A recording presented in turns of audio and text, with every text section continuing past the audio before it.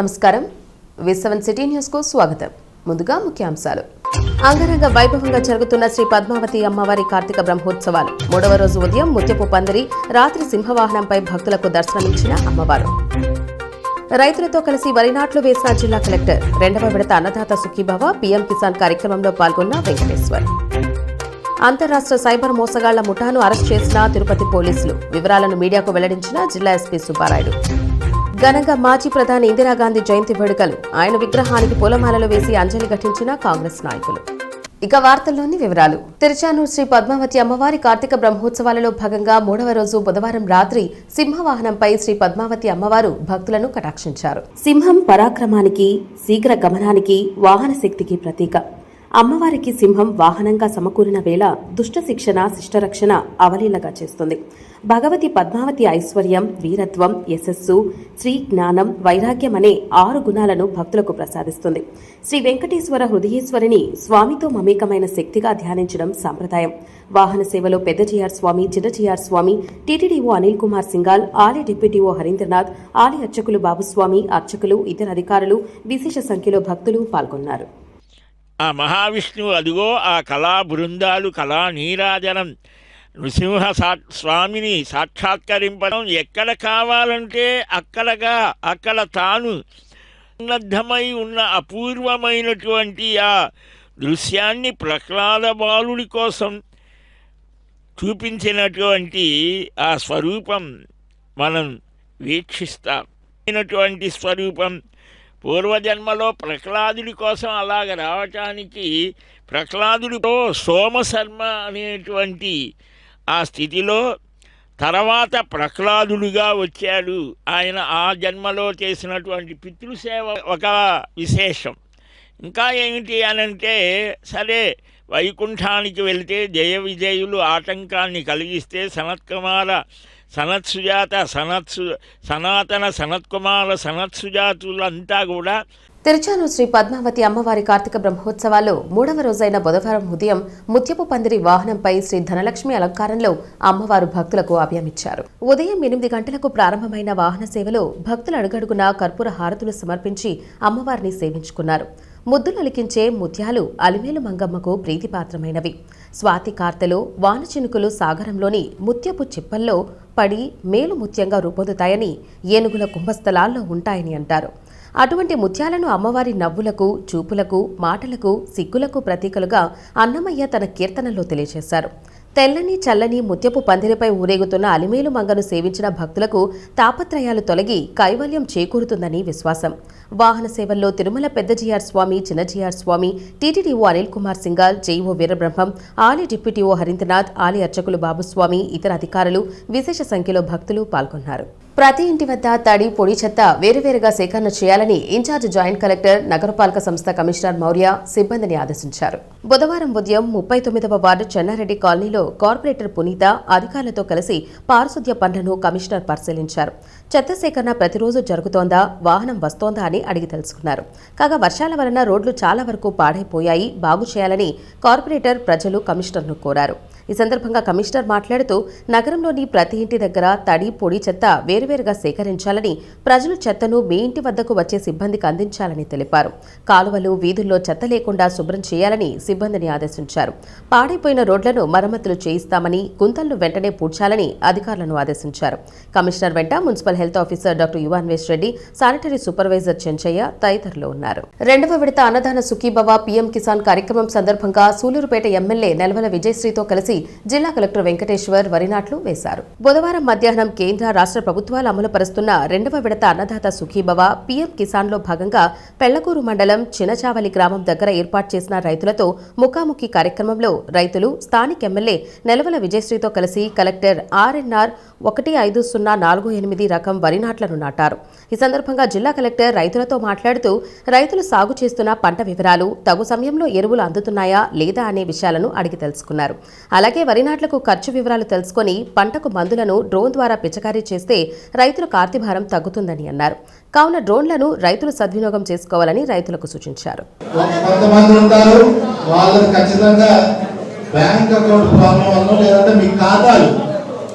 మీ తల్లిదండ్రుల పేర్లు భూములు ఉంటాయి, అది మీరు మీ పేరు మీద కానీ మీ ఇంట్లో వాళ్ళ పేరు మీద మార్చుకోకపోతే ఆ ఇబ్బందులు ఉంటాయి.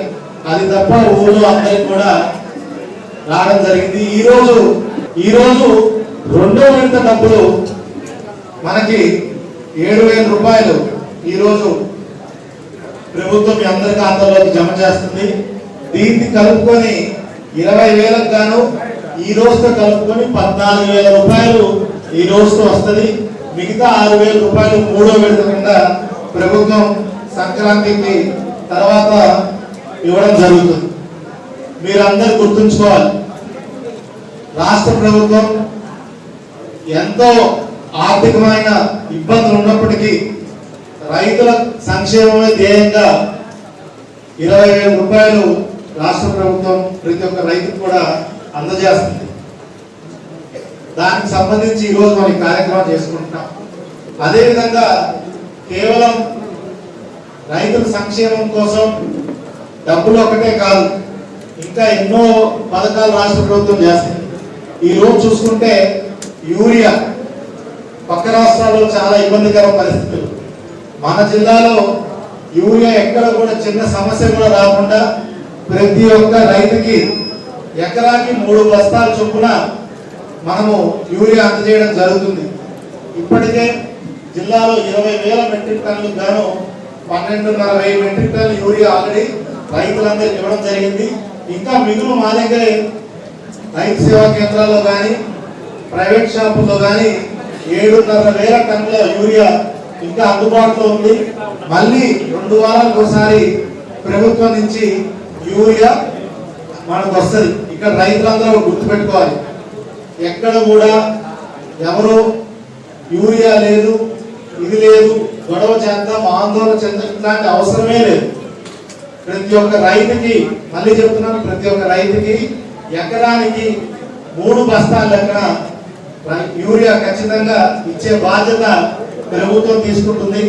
కనుక ఎవ్వరు కూడా రైతులు ఆందోళన పొందాల్సిన అవసరమే లేదు. ఇక్కడే కాదు, నాయుడుపేటలో కాదు, జిల్లా రైతులు కూడా ఎవరు ఆందోళన చెందాల్సిన అవసరం లేదు. ఇంకోటి మీరు చూసుకుంటే రైతులందరికీ కూడా ఈ రోజు కింద మీరు చూసారు డ్రోన్లు. ఆ డ్రోన్ ఆపరేటర్తో మాట్లాడడం జరిగింది. మామూలుగా ఎకరాకి మందులు కొట్టాలంటే సుమారుగా రోజుకి 600 నుంచి 800 రూపాయలు కూలీ అవుతుంది. మహా అయితే ఎకరా ఒక రోజులో 4-5 ఎకరాలు 6 ఎకరాలు కొడతారు. కానీ డ్రోన్ ద్వారా సుమారుగా 30 ఎకరాలు ఒకే రోజులో కొడతారు. ఎకరాకి కేవలం 6 నిమిషాల్లోనే కొడతారు. డ్రోన్ ఆపరేట్ చేయడం వల్ల ఎవరికి ఎటువంటి ఇబ్బందులు కలగదు. ఎందుకంటే మామూలుగా యూరియా కొట్టినప్పుడు చాలా అతను పీలుస్తూ ఉంటాడు, అతనికి కూడా ఆరోగ్యపరమైన సమస్యలు. అదేవిధంగా ఎకరానికి 350 రూపాయలు మాత్రమే డ్రోన్ వల్ల అవుతుంది. ఆల్రెడీ రాష్ట్రంలోనే అత్యధికంగా డ్రోన్లు మన జిల్లాలోనే రైతులందరికీ ఇవ్వడం జరిగింది. మీరు కూడా ఒకసారి ఆలోచించుకోండి, ఆ డ్రోన్ వాళ్ళతో మాట్లాడండి. మీ భూమి కూడా ఈసారి మందులు పిచికారి డ్రోన్ ద్వారా ఒకసారి ట్రై చేయండి. మీకు కనుక తక్కువ ఖర్చు అయితే వచ్చే సంవత్సరం కూడా ఇంకా ఎక్కువ డ్రోన్లు ఇచ్చే పరిస్థితి. ఇట్లా మళ్ళీ చూసుకుంటే మొన్న ఎండాకాలంలో పచ్చి రొట్టె ఇదంతా కూడా అందరికీ పంపిణీ చేయడం జరిగింది. జిల్లా వ్యాప్తంగా ప్రతి ఒక్క రైతుకు అడిగినంత మేరకు మనము పచ్చి రొట్టె అంతా ఇచ్చాం. తద్వారా భూసారం కూడా పెరిగే పరిస్థితి. చంద్రగిరి నియోజకవర్గ ప్రజలు భయభ్రాంతుల్లో బతుకుతున్నారా? పెరుగుతున్న గంజాయి వాడకం, విచ్చలవిడి గ్రావెల్ అండ్ ఇసుక మాఫియా తవ్వకాలు ఇందుకు ప్రధాన కారణమా? అవునంటున్నారు ప్రజలు. పట్టించుకోవాల్సిన ఎమ్మెల్యే చేతులెత్తేశారా? అసలు చంద్రగిరి నియోజకవర్గంలో ఏం జరుగుతోంది? Watch this P7 city news big story. చంద్రగిరి నియోజకవర్గం కొద్ది నెలలుగా ఒక అసహజ నిశ్శబ్దం ఈ ప్రాంతాన్ని చుట్టుముట్టింది. పగలు రాత్రి తేడా లేకుండా జరుగుతున్న అక్రమాల వరుస ప్రజలలో తీవ్ర ఆందోళన కలిగిస్తోంది. విద్యార్థుల వరకు చేరిన లిక్విడ్ గంజాయి విక్రయం ఒకవైపు, రాత్రి వేళలో టిప్పర్లతో జరుగుతున్న గ్రావెల్ రవాణా మరోవైపు. అధికారులను సవాల్ చేస్తూ పగలే భారీ యంత్రాలతో సాగుతున్న ఇసుక దందా మరొక వైపు. చంద్రగిరిలో శాంతి భద్రతల పరిస్థితి ప్రశ్నార్థకంగా మారింది.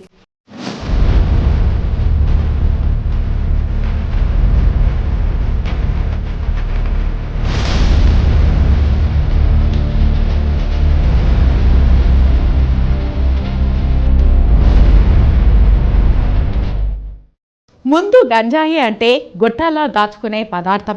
ఇప్పుడు రూపమే మారిపోయింది. లిక్విడ్ గంజాయి పేరుతో సులభంగా దాచిపెట్టగలిగే చిన్న బాటాలలో అమ్మే నూతన రూపం యువతలో వేగంగా వ్యాపిస్తోంది. ప్రత్యేకంగా చంద్రగిరి, తిరుపతి పరిసర ప్రాంతాలలో చదువుకునే విద్యార్థుల మధ్య దీనికి అడుగడుగునా డిమాండ్ పెరుగుతోందని తల్లిదండ్రులు, ఉపాధ్యాయులు ఆందోళన చెందుతున్నారు. విద్యార్థుల వరకు ఈ మత్తు పదార్థం ఎలా చేరుతోంది? సరఫరా శ్రేణి ఎవరు? వెనుక నుంచి దారులు కల్పిస్తున్న వారు ఎవరు అనే ప్రశ్నలు స్థానికంగా వినిపిస్తున్నాయి. వీటిని అరికట్టాల్సిన ఎమ్మెల్యే పులివర్తి నాని మౌనంగా ఉండడంలో ఆంతర్యం ఏమిటని నియోజకవర్గ ప్రతిపక్ష నేతలు ప్రశ్నిస్తున్నారు. పోలీసు వాళ్ళకి వినిపించుకుంటున్నది ఏమంటే మాది ఎగోరెడ్డివారిపల్లి, నా పేరు మంజుల. మేము రోజు తెల్లవారితో నుండి సాయంత్రం వరకు మల్లగాడికి వస్తూ ఉంటాము. ఇక్కడ ఊరు ముందరనే దినాలు చేసుకునేదానికి రేకుల షెడ్డు లాగా ఉంది. అక్కడ వచ్చి చిన్న పిల్లకాయలే ముందు తాగడం అవంతా చేస్తూ ఉన్నారు. మేము 2-3 సార్లు చెప్పినా కానీ వాళ్ళు చెవులు వేసుకోకుండా కంటిన్యూగానే వస్తుంటారు. ఇప్పుడు మా పొలాల దగ్గరకు కూడా వచ్చి బంగాకు ఇవన్నీ కూడా చేస్తుంటారు. మాకు మాట్లాడడానికి కూడా భయంగా ఉంది వాళ్ళతో. చాలామంది ఇప్పుడు రోజుకి ఎక్కువ అవుతా ఉంది. మేము 24 గంటలు మేము పొలాల దగ్గరకు వచ్చి చేసుకోవాల్సి వస్తుంది. మాకు దీని గురించి ఏదైనా పోలీసు వాళ్ళు పట్టించుకొని మాకు మరగ చేయాలనేసి కోరుకుంటున్నాము. మేమైతే వీళ్ళకి భయపడతానే ఉన్నాము, చెప్పినా వినడం లేదు. కాబట్టి పోలీసు వాళ్ళు మమ్మల్ని దీన్ని వినియోగించి మాకేదో సహాయం చేస్తారని కోరుకుంటాను. చంద్రగిరి మండలంలోని అనేక గ్రామాలలో రాత్రి 11 గంటల తర్వాత టిప్పర్ల శబ్దం మామూలైంది. రహదారులు దెబ్బతిన్నాయి. గ్రామ ప్రజలు నిద్ర లేక ఇబ్బందులు పడుతున్నారు. అధికారుల పర్యవేక్షణ లేకుండా కొన్ని ప్రభావశీల వ్యక్తుల ఆధ్వర్యంలో ఈ గ్రావెల్ దందా జోరుగా కొనసాగుతోందని స్థానికులు వాపోతున్నారు. ప్రజలు ఇప్పటికే రోడ్లపై పలుమార్లు నిరసనలు చేసినా అర్ధరాత్రి రవాణాకు చెక్ పెట్టే చర్యలు కనిపించడం లేదు. ముఖ్యంగా రామచంద్రాపురం, పాకాల, చిన్నగొట్టిగల్లు మండలాల్లో గుట్టలు, కొండలు కొల్లగొడుతున్నారు. ముఖ్యంగా ఎమ్మెల్యే పులివర్తి నాని అనుమతితోనే ఆయన అనుచరులు ఈ దందా చేస్తున్నారని వార్తలు వినిపిస్తున్నాయి.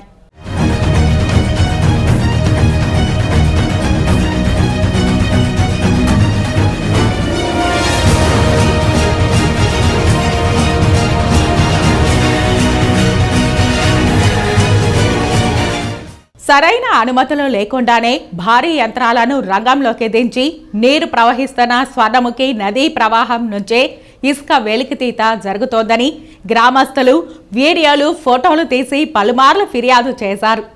నాగయ్య గారి పల్లి వద్ద జరుగుతున్న ఈ అక్రమాలు పగలే ఇలా జరుగుతుంటే రాత్రులు ఏం జరుగుతోందో అన్న ప్రశ్నలకు కారణమవుతున్నాయి.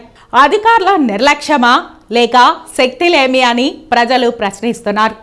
చంద్రగిరి నియోజకవర్గంలో ఏం జరుగుతోందో అధికారులకు తెలీదా? తెలిసినా ఎందుకు చర్యలు తీసుకోవడం లేదు? ఎవరి ఒత్తుళ్ళు, ఎవరి ఒప్పందాలు ఈ అక్రమాలకు వెనుక ఉన్నాయో అని ప్రజలు బాహాటంగా చర్చించుకుంటున్నారు. ఇక రాజకీయ విమర్శలు కూడా వెల్లువెత్తుతున్నాయి. గత ప్రభుత్వ కాలంలో ఇలాంటి దందాలు జరిగాయంటూ నిరసనలు, ధర్నాలు చేసిన ప్రస్తుత పాలకపక్షం నాయకులే ఇప్పుడు మౌనంగా ఉన్నారని స్థానికులు గట్టిగా అంటున్నారు. మేం వస్తే మాఫియాలను నిర్మూలిస్తామని చెప్పిన వాగ్దానాలు ఇప్పటికీ అమలు కావడం లేదని ప్రజలు తీవ్ర అసంతృప్తి వ్యక్తం చేస్తున్నారు.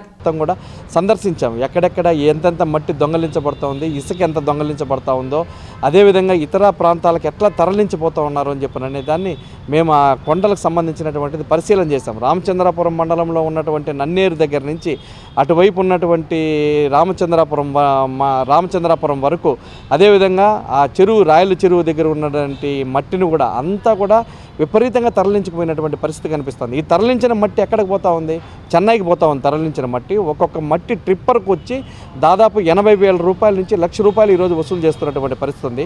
ఆ చుట్టుపక్కల ఉన్నటువంటి రామచంద్రాపురం మండలం కానీ, లేకపోతే తిరుపతి రూరల్ మండలం కానీ వెంచర్లు ఎక్కడేస్తే అక్కడంతా కూడా ఎర్రమట్టిని తీసుకొని పోయి ఆ వెంచర్లకు పూడ్చుకోవడం అనేది జరుగుతుంది.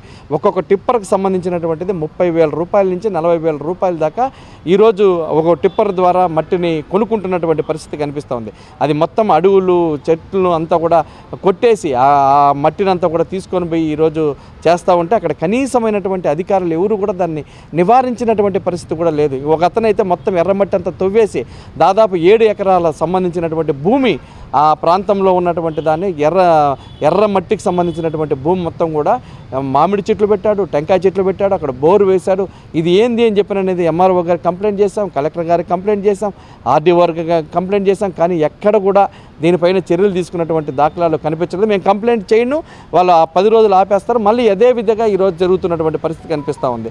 కానీ చాలా చోట్ల ఇంతకుముందు జేసీబీలు పెట్టేవాళ్ళు, ఇప్పుడు ప్రొక్లైనర్లు పెట్టేసి మొత్తం కూడా మట్టినంతా కూడా తొరలించేసి ఆ రకంగా ఇబ్బందులకు గురి చేస్తున్నటువంటి పరిస్థితి కనిపిస్తుంది. ఒకప్పుడు పిల్లలకు మనమంతా కూడా అడవులు ఇలా ఉంటాయి, చెట్లు ఇలా నాటుతున్నారు, అదేవిధంగా ఎర్రమట్టి అంటే ఇట్లుంటుంది, లేకపోతే ఇసుక అంటే ఇట్లుంటుంది అని చెప్పిన అనేది పుస్తకాల్లో చదివించుకోవాల్సినటువంటి పరిస్థితి ఏమైనా ఏర్పడిపోతుందేమో అని చెప్పిన అనేది భయం వేస్తూ ఉంది. అదేవిధంగా రామచంద్రపురం నుంచి పోతున్నటువంటి ఎర్రమట్టి మొత్తం కూడా ఆ ప్రాంతంలో రోడ్లన్నీ కూడా కుంగిపోయినాయి. ఆ రోడ్లకు సంబంధించినటువంటిది అంతా కూడా యాక్సిడెంట్ జరుగుతున్నాయి. ఎంత స్పీడ్తో వెళ్తున్నాయంటే బండ్లు అంత స్పీడ్తో వెళ్ళి ఆ రకంగా ఇబ్బందులకు గురవుతున్నటువంటి పరిస్థితి కనిపిస్తోంది. కాబట్టి ఎర్రమట్టి దొంగలను వెంటనే అరెస్ట్ చేయాల్సినటువంటి అవసరం ఉంది.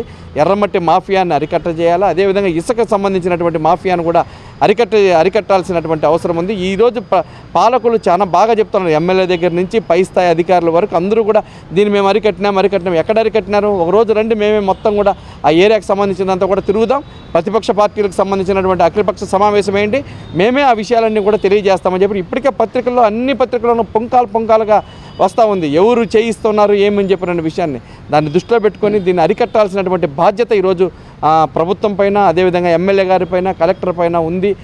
దీన్ని దృష్టిలో పెట్టుకొని తక్షణమే అరికట్టాలని చెప్పి సిపిఎం డిమాండ్ చేస్తూ ఉంది. చంద్రగిరిలో శాంతి భద్రతలపై అత్యంత ప్రభావం చూపుతున్న సమస్య పోలీస్ సిబ్బంది కొరత. గస్తీలు సరిగ్గా నిర్వహించలేని స్థితిలో ఇటీవల వరుస దొంగతనాలు పెరుగుతున్నాయి. గ్రామాల్లో రాత్రి సమయంలో పోలీసులు కనిపించడం అరుదు. పహారా లేకపోవడంతో దొంగలు ధైర్యంగా వ్యవహరిస్తున్నారు. ఆస్తులు కోల్పోతున్న ప్రజలు భయంతో రాత్రులు నిద్రపోలేకపోతున్నారు. స్థానికులు పోలీస్ బలగాల పెంపు, ప్రత్యేక దళాలు ఏర్పాటు చేయాలని డిమాండ్ చేస్తున్నారు. అక్రమాలకు చెక్, శాంతి భద్రతలకు ప్రాధాన్యం ఇవ్వాలని చంద్రగిరి ప్రజలు కోరుతున్నారు. గంజాయి సరఫరా గొలుసును పూర్తిగా ఛేదించడం, గ్రావెల్, ఇసుక అక్రమ రవాణాపై ఎటువంటి మినహాయింపులు లేకుండా చర్యలు తీసుకోవాలని కోరుతున్నారు. పోలీస్ సిబ్బంది పెంపు, రాత్రి పహారాలు కఠినంగా అమలు చేయాలని, ప్రజలు భయంతో కాకుండా భద్రతా హామీతో జీవించే పరిస్థితులు రావాలని కోరుకుంటున్నారు. తిరుపతి నగర కాంగ్రెస్ పార్టీ అధ్యక్షులు గౌడపేరు చిట్టిబాబు ఆధ్వర్యంలో బుధవారం మాజీ ప్రధాని ఇందిరాగాంధీ 108వ జయంతిని పురస్కరించుకుని తిరుపతిలోని పాత మున్సిపల్ కార్యాలయం వద్ద రాజీవ్ గాంధీ విగ్రహం ముందు ఇందిరాగాంధీ చిత్రపటానికి పూలమాలలు వేసి అంజలి ఘటించారు. కేక్ కట్ చేసి కార్యకర్తలకు పంచిపెట్టారు. ఈ సందర్భంగా ఆయన కాంగ్రెస్ నాయకులతో కలిసి మాట్లాడారు. భారతదేశానికి ఒక ముఖ్యమైనటువంటి రోజు, ఎందుకంటే భారతదేశం స్వాతంత్రం వచ్చిన తర్వాత అతి భయంకరమైనటువంటి ఆకలితో అలమటించే బ్రిటిష్ వారితో కొట్లాడి మనకు స్వాతంత్రం వచ్చిన తర్వాత ఒక మంచి పరిపాలన అందించడం కోసం అందరూ కలిసి నెహ్రూని ఎన్నుకోవడం జరిగింది. ఆయన ప్రధానమంత్రికి అయిన తర్వాత ఒక్క అంచెలంచెలుగా ఈ యొక్క దేశానికి నడక నేర్పిస్తూ పరిపాలన ఘాట్లో పెట్టుకుంటూ ముందుకు తీసుకొస్తూ ఉన్న సందర్భంలో ఇందిరాగాంధీ వచ్చిన తర్వాత దేనికి భయపడకుండా, ఎవరికి అదరకుండా బెదరకుండా అనేక చట్ట సవరణలు తీసుకొని వచ్చి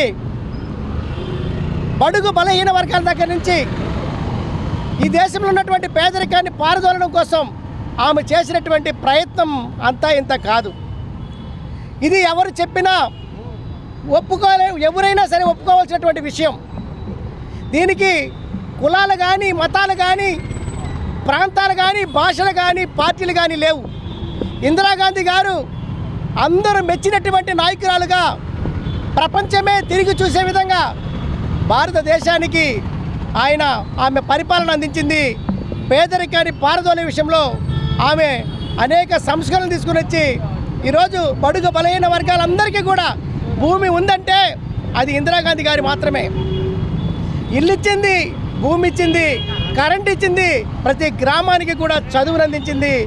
అందువల్లే ఇందిరాగాంధీ ఒక ఉక్కు మహిళగా అనేక దేశాలు దండెత్తినా కూడా భయపడకుండా యుద్ధాల్లో కూడా ధైర్యంగా పోరాటం చేసినటువంటి మహిళ ఎవరైనా ఉందంటే మా ప్రధానమంత్రి అది ఇందిరాగాంధీని మనం కొనియాడుకోవాలని ఈ సందర్భంగా తెలియజేసుకుంటూ ఆమెకి నివాళులు, ఆమె చనిపోయినా కూడా కొన్ని వేల సంవత్సరాలైనా కూడా ఆమెను మర్చిపోరని చెప్పి ప్రజలు ఈ సందర్భంగా తెలియజేసుకుంటున్నారు. మాజీ ప్రధాని ఉక్కు మహిళ శ్రీమతి స్వర్గీయ ఇందిరాగాంధీ గారి 108వ జయంతి ఈరోజు తిరుపతి జిల్లా మరియు నగర కాంగ్రెస్ ఆధ్వర్యంలో ఘనంగా జరుపుకోవటం జరిగినది.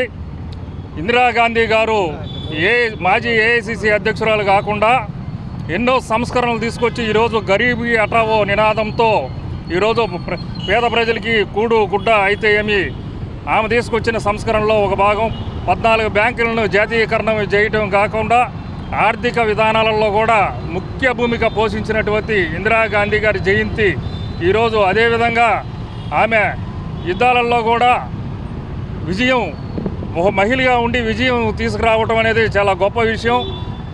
అదేవిధంగా ఎన్నో సంస్కరణలు తీసుకొచ్చినట్టు ఇందిరాగాంధీ గారికి ఈరోజు ఘనంగా జయంతోత్సవాలు జరుపుకోవటం చాలా గర్వకారణంగా ఉంది. కాంగ్రెస్ పార్టీ తరఫున కోసం తన ప్రాణాలని బలిదానం చేసిన గొప్ప నాయకురాలు దివంగత ఇందిరాగాంధీ గారు. పాకిస్తాన్ నుంచి బంగ్లాదేశ్ని వేరుపరిచి పాకిస్తాన్ పీచమ అణిచిన ఉక్కు మహిళ ఇందిరాగాంధీ జయంతి సందర్భంగా కాంగ్రెస్ పార్టీ తరఫున ఘన నివాళులు అర్పించుకుంటున్నాం. తిరుపతి జిల్లాలో డిజిటల్ అరెస్టు ముసుగులో కోట్ల రూపాయలు దోచుకుంటున్న సైబర్ మోసగాళ్ల గుంపును గుట్టురట్టు చేసి మొత్తం 8 మంది ముద్దాయిలను అరెస్ట్ చేసినట్లు జిల్లా ఎస్పీ సుబ్బారాయుడు తెలిపారు. ముద్దాయిల వద్ద నుండి 2 మొబైల్ ఫోన్లు స్వాధీనం చేసుకోవడంతో పాటు 2 ముద్దాయిల జాయింట్ బ్యాంక్ అకౌంట్లో ఉన్న బాధితుడి 2.5 లక్షల నగదును ఫ్రీజ్ చేసినట్లు వెల్లడించారు. తిరుపతి జిల్లా ఎస్పీ కార్యాలయంలో ఏర్పాటు చేసిన విలేకరుల సమావేశంలో జిల్లా ఎస్పీ వివరాలను మీడియాకు వెల్లడించారు. ఇటీవల తిరుపతి జిల్లాలో సైబర్ నేరాల్లో కొన్ని జరిగినాయి. అందులో భాగంగా తిరుపతి ఈస్ట్ పోలీస్ స్టేషన్లో సైబర్ అరెస్ట్ చేస్తున్నాము, మీ యొక్క డీటెయిల్స్, మీకు సంబంధించిన వివరాలు ఒక కేసులో వచ్చాయి, మేము సిబిఐ అధికారులు మాట్లాడుతున్నాం, మీరు ఎవరికి తెలియజేయకుండా కొంత డబ్బును ట్రాన్స్ఫర్ చేస్తే తర్వాత మీ యొక్క డీటెయిల్స్ పూర్తిగా విచారించి ఆ డబ్బులు వెనక్కి పంపబడుతుందని రిటైర్డ్ ఎంప్లాయీని ఇబ్బంది పెట్టడం జరిగింది. తద్వారా ఆయన 80 లక్షల వరకు ట్రాన్స్ఫర్ చేశాడు. తర్వాత అతను మోసపోయాయని తెలిసి కేసు తీర్చడం జరిగింది. ఇందులో ఇమీడియట్గా ఈస్ట్ డిఎస్పీ మరియు ఈస్ట్ ఇన్స్పెక్టర్ వారి ఆధ్వర్యంలో ఒక టీం ఫామ్ చేసి డీటెయిల్గా విచారించడం జరిగింది. ముఖ్యంగా అతని అకౌంట్ నుండి ముందు పవన్ కుమార్ మరియు క్రాంతి ఈ ఇద్దరి అకౌంట్లకి ఇనిషియల్గా ట్రాన్స్ఫర్ అయింది. అక్కడి నుండి వివిధ రకాల అకౌంట్స్లోకి ట్రాన్స్ఫర్ చేయడం జరిగింది. ఇందులో ప్రధానంగా మహమ్మద్ అనే హైదరాబాద్ వ్యక్తి కూడా ఇన్వాల్వ్ అయ్యాడు. దాంతోపాటు కోటి రిమైనింగ్ ఒక 6 మెంబర్స్ని కూడా అదుపులో తీసుకోవడం జరిగింది. టోటల్ 8 మెంబర్స్ని. ఇందులో ముఖ్యంగా ఇద్దరు ఎవరైతే ఉన్నారో వాళ్ళని అరెస్ట్ చేస్తూ రిమైనింగ్ పర్సన్స్ కూడా అరెస్ట్ చేయడం జరిగింది, 8 మెంబర్స్ని. ఇంకా పూర్తి 6 మెంబర్స్ యొక్క వివరాలు ఇంకా పూర్తి ఇన్వెస్టిగేట్ చేయాల్సిన అవసరం ఉంది. ఎక్కువగా వీళ్ళు రిటైర్డ్ ఎంప్లాయీస్ని, ఎవరైతే అమెరికాలో పిల్లలు చదువుతున్నారో లేదా ఎవరు ఉద్యోగాలు చేస్తున్నారో, ఇక్కడ ఓల్డ్ ఏజ్ పర్సన్స్ ఎవరైతే ఉన్నారో, సీనియర్ సిటిజన్స్, వాళ్ళని టార్గెట్ చేస్తున్నారు. దీంట్లో కోటి అనే వ్యక్తి ఈవెన్ కాంబోడియాకు కూడా వెళ్ళి అక్కడ మ్యూల్ అకౌంట్స్, ఈ సైబర్ నేరగాళ్ళని కలిసి అక్కడ ఏ విధంగా మోడస్ ఆపరెండి ఉంటుంది అవన్నీ కూడా తెలుసుకొని రావడం జరిగింది. సో ఈ కేసు ద్వారా అందరికీ కూడా ఏ దర్యాప్తు సంస్థ కూడా